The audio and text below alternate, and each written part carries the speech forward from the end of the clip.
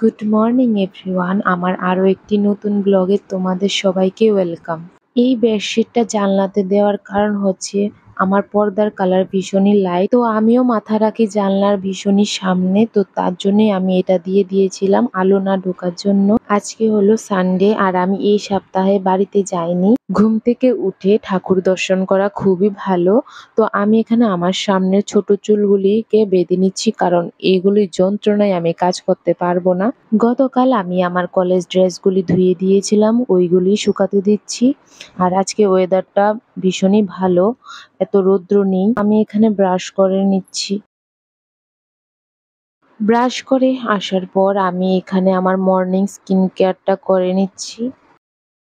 আর এই গামছাগুলি দিয়ে মুখ মুছতে আমার খুবই ভালো লাগে। তারপর আমি টোনার অ্যাপ্লাই করে নিলাম, ময়শ্চারাইজার, সানস্ক্রিন অ্যাপ্লাই করে নিয়ে লাস্টে লিপ বাম লাগিয়ে জল খেয়ে নিচ্ছি। ব্রেকফাস্টে ছিল ডিম সেদ্ধ, তরমুজ আর একটা ফ্রুট জুস।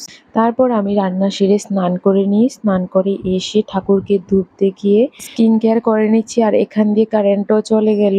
তারপরে আমার দুপুরের খাবারে ছিল চিকেন, একটু পাতলা ঝোল ঝিঙে দিয়ে আলু দিয়ে, শীতল চাটনি আর ভাত, লেবু, সাথে